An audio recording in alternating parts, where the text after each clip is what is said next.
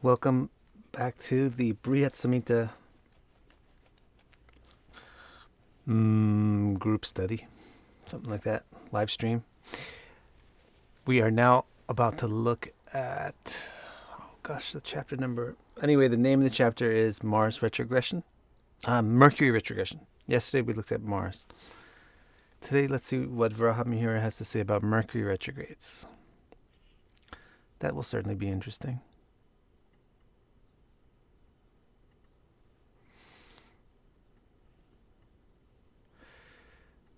Okay, he begins by saying, hi, Kitty. He says, well, now, the two versions that I have here, I think, I don't have Bhattotpala's commentary, so I can't say this for sure, but I think that these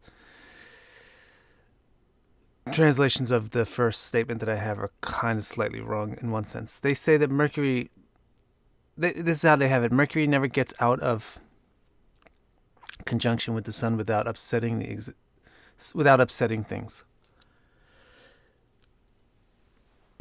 So, first of all, the interesting thing that we've learned, even by looking at Mars's retrogrades, hi Robert, is retrogrades are always connected with the conjunction with the sun. Hi Teeny. Very interesting, right? You may not have, I don't think I really got that before. As soon as I hear it, it makes sense, but I didn't realize that before. Because it's about the sun, the planet's going to be at some kind of an angle to the sun from our point of view before it can go retrograde. Right? So, the same thing with Mercury. So what he's saying here is, when we looked at Mars's retrograde, there was a wide variance. I wish I would have took a drink. When we look at Mars's retrograde, there was a wide variance at the point where it could retrograde. This is the point about Mars's retrogression, which makes it Mars, an individual, a bachelor, a person who goes his own way. The point is, well, it could retrograde 7, 8, or 9 nakshatras away from its conjunction. It could be 10, 11, 12. It could be 13, 14. It could be 15, 16. But with Mercury, it's always 14 degrees. Right? It's very regular because it's an inner planet. It's closer to the sun than we are. So the angles at which things happen doesn't vary much. So that's a simple statement that he made, I think. But here's an interesting thing. Now, when we talk about Mercury retrograde, right away we say, don't talk to people. Like your communications are going to be disrupted. And it's interesting that so far, at least in the first statement, Varahamihira doesn't look at Mercury that way as a communication planet. He looks at Mercury as a trade planet of trade, and he says that the markets are going to fluctuate. This is how you would translate this in modern terms. The markets are going to fluctuate abnormally. So what he actually says here literally is the price of grains is going to go up and down, very oddly up and down. So it's going to mess up trade by making the price of the grains go up and down. So that's interesting. What he's saying is, since Mercury is mercantile, trade planet, when Mercury gets retrograde, there's going to be unusual affairs back and forth, retrogression and then direction, right? Back and forth with the prices of things. Okay? Cool so far, right? Now, the next thing he says, he's going to talk about, now he's using this word cut again, which he used with Mars.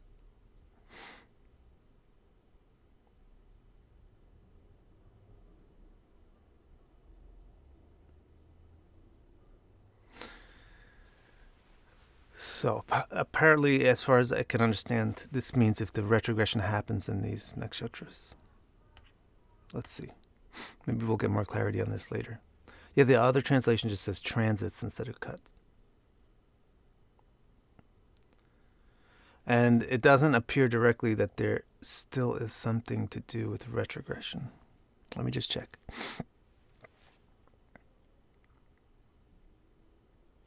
I'm going to look ahead a little bit. Give me a minute.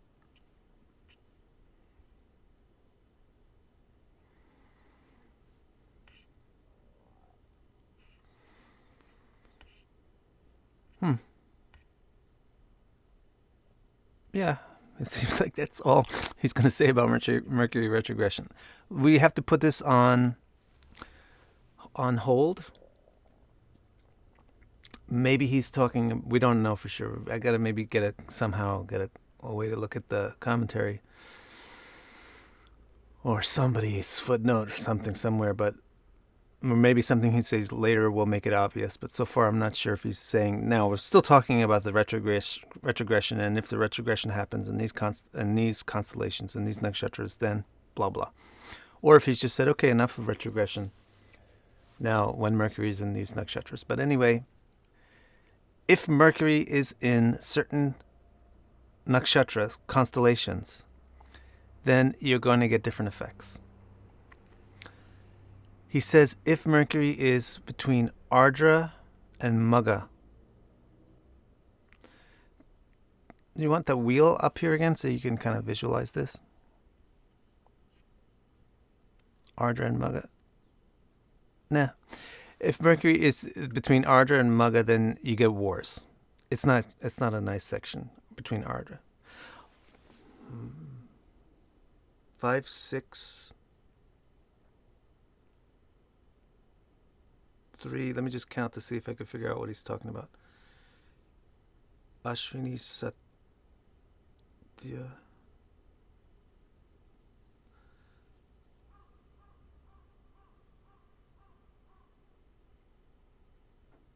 Mulan. No, okay. Yeah. If he's between Ardra and Magha, then you get problems from government people. Ardra and Magha. If he should cut through 6 constellations from Hasta, his disk appearing to rub against... cut, maybe it means this.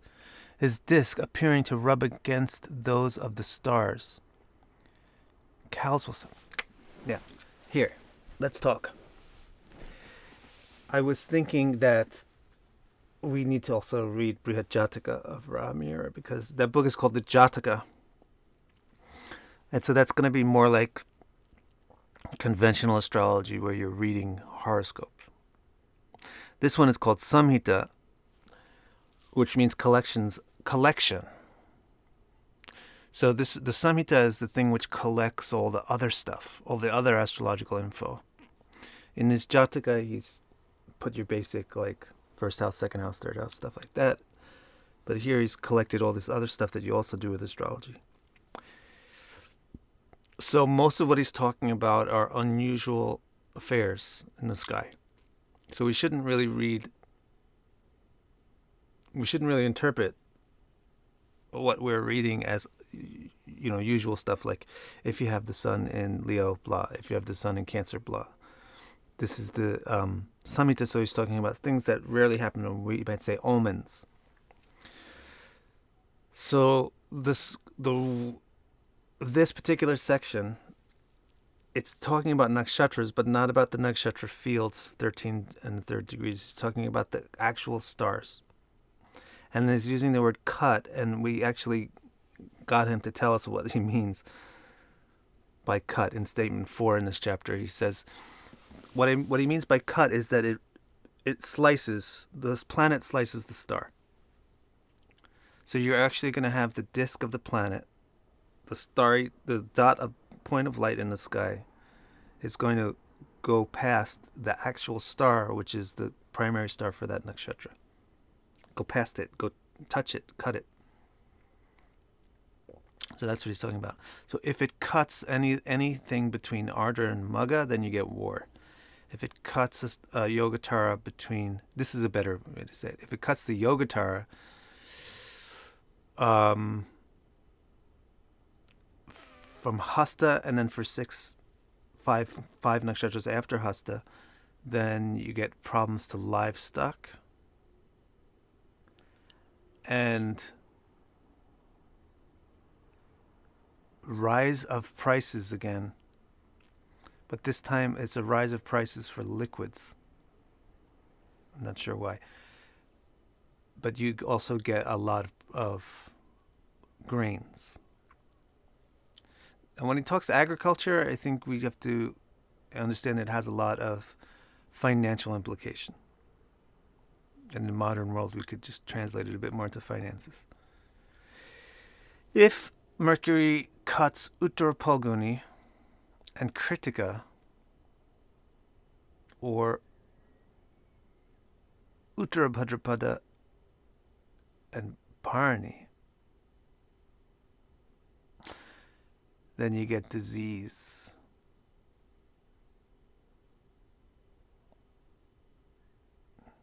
So this is interesting. This is a whole new thing. I hope that we could get some software programmers to look at this book, because it's very difficult for people to do this, because you don't know where the declination, and even most of us don't know where the latitude, where the longitude of the Yogataras are. We need to know the longitude and the latitude of the Yogataras in the software to compare it with the latitude and longitude of a planet to see if it's cutting the Yogatara. If you should cut the constellations of Ashwini or Satya is Satyabhishak, Satya, or Mula and Revati, then you get problems to doctors, traders, boatmen, and the creatures of water and the horses.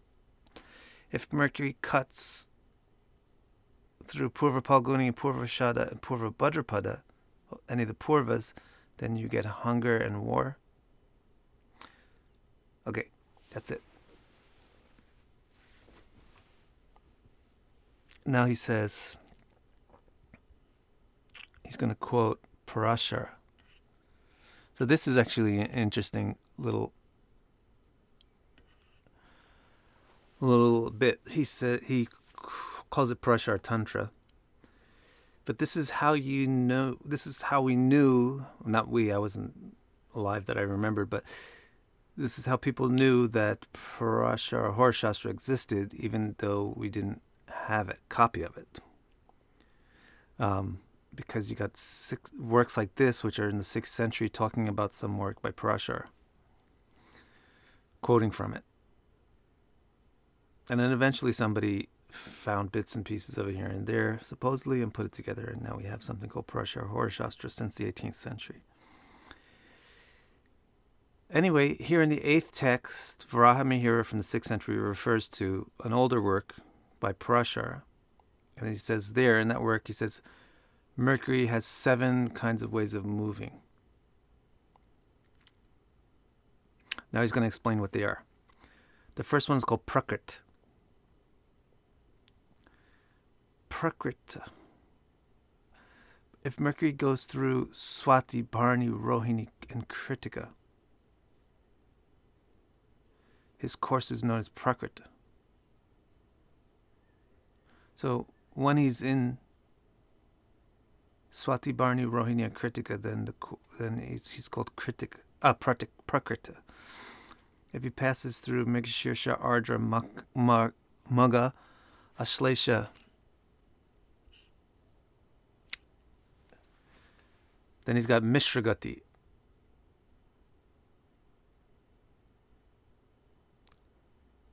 Now, these words, Prakrita usually means like fallen. And Mishragati means like the movement is mixed. If Mercury should pass through constellations of Pusha, Punarvasu, and the Palgunis, his course is known as Sankshipta, starting to speed up. If he should pass through the constellations of the 2 Bhadrapadas, Vishaka of Ashwini or Revati, then he gets Tikshna, he's starting to get sharp. If Mercury goes through the constellations of Mula and the 2 Ashadas, his course is known as Yogantika. If such course should lie through the constellations of Shravana, Chitra, Dhanishta, and Satyabhishak, is known as Gora. Now let's see if he gives you any. He's going to give the effects. If Mercury passes through the constellations of Hasta, Anuradha, Jyeshtha, and then you get Papa, which is sinful. Gora means terrible. Tikshna means sharp. We now proceed to state the periods and days of the effects of Mercury's reappearance. Reappearance in and course through particular lunar mansions. So the reappearance means after the retrogression, it's going to contact the sun again and then reappear. So that reappearance, if it happens in a prakrita, a nakshatra which is prakrita for Mercury, which you got to now look back and see which ones are prakrita, which is Swati, Bharani, Rohini, Kritika. Then it's very good. You get increase of crops, you get increase of health, you get increase of prosperity. I think it means flourishing.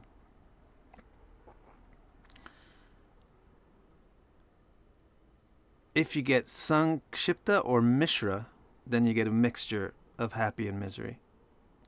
And any of the other four ones are miserable. So you get one that brings good stuff, two that bring mixed results, and four that bring negative things.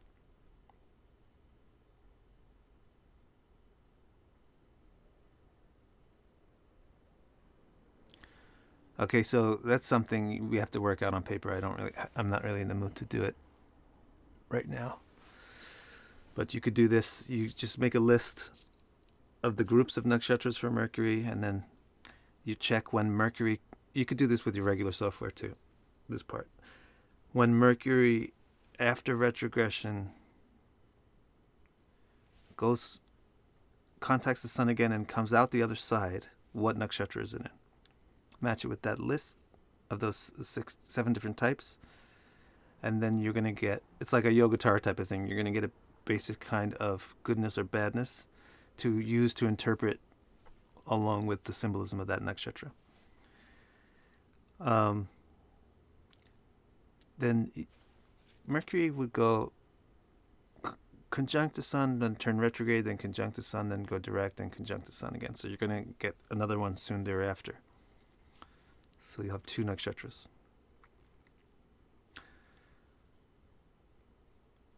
According to Devalsya, the effects of the Ruju and Ati Vakra and Vakra and Vikal. Okay, so Ruju is straight movement, Vakra is retrogression, Ativakra is when it's quickly moving at retrograde, and the Vikala is I would say it's the station. So he says this is gonna last for a certain amount of time. The stations of Mercury are considered to last 6 days. Then maybe Ruju. Okay, then the Ruju direct is 30 days. The extended retrogression is 24 days. The immediate retrogression is 12 days. When Mercury is going straight, mankind is happy. When he's all the way turned around and going backwards, then it destroys wealth. When he's Vakra is just having turned retrograde, then you get arguments and quarrels. And when it's standing still, you get fear and disease. Now, I don't know how good this system is, because I'm just reading you what he said.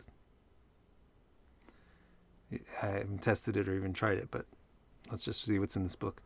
If Mercury should, after his conjunction with the Sun, reappear In the month of Ashad or Shravana or Vyaska or Magha, there will be fear, but if it should, in his course in those months, there will be if he should be in his course in those months, there will be happiness in the land. So now you have to know the lunar months. It also makes a difference what month the thing is happening in. So if you take away anything, you should know that, well, you can't really read statement 16 without statement 17. And a lot of people do this all the time. They'll just stop with one statement. So in other words, and it's not just for Mercury retrogression, but for anything that somebody has stated, somebody kind of authentic has stated.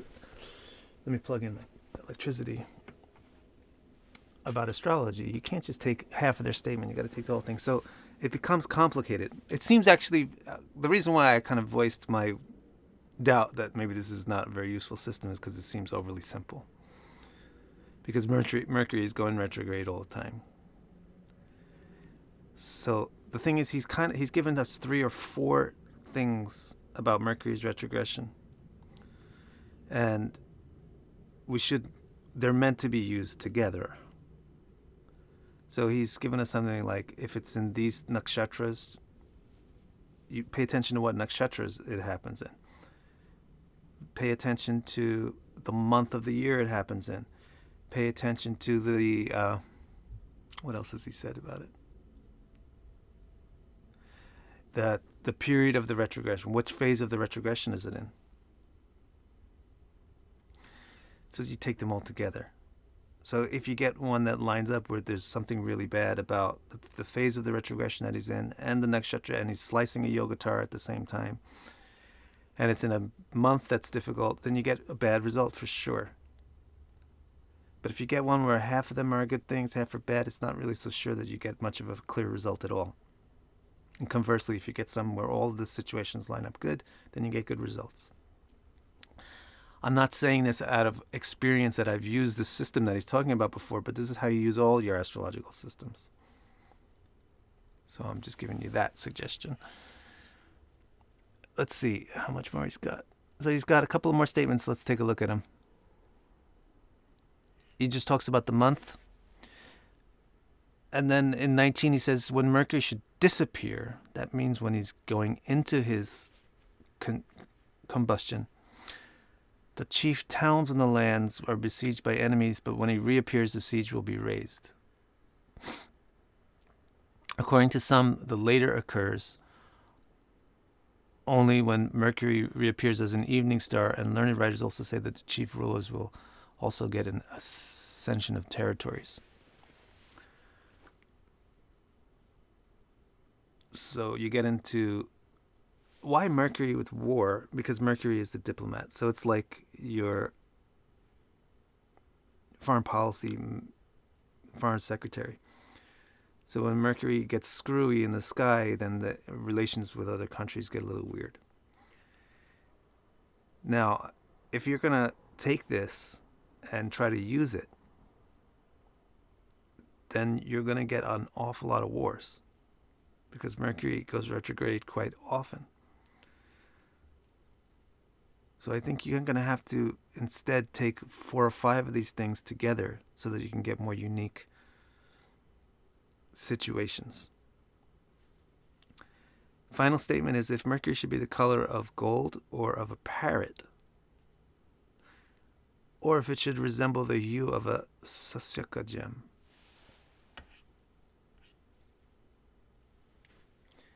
The footnote is that it's colored like the inner fruit of a coconut. So maybe it's an opal. So if Mercury's got the color of a gold or a parrot, now there's so many different kinds of parrots, or if it's like a coconut color, opal color, or if his disc looks glossy or big, then mankind will be happy. But if otherwise, they will be afflicted by misery. So this is the other thing, and this is the same as with the same way that he ended the chapter on Mars. If you're going to go there and to statement 19 and try to use this idea about predicting war and the outcome of war just by Mercury's combustion, I'm sure you are going to be very inaccurate. And probably one of the reasons is that you didn't read this 20th statement yet. So if you got Mercury looking really good and then it goes into combustion, then you don't have two bad things. But if you got Mercury looking really dull and dim and clouded and all that, and then it goes in combustion, then you have two bad things. You should pay attention to that. That's my suggestion. Interesting stuff we got. Let's see. Got any things to do in chat?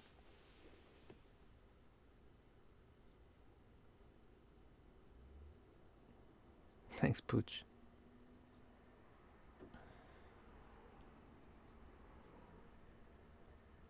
Alright, guys.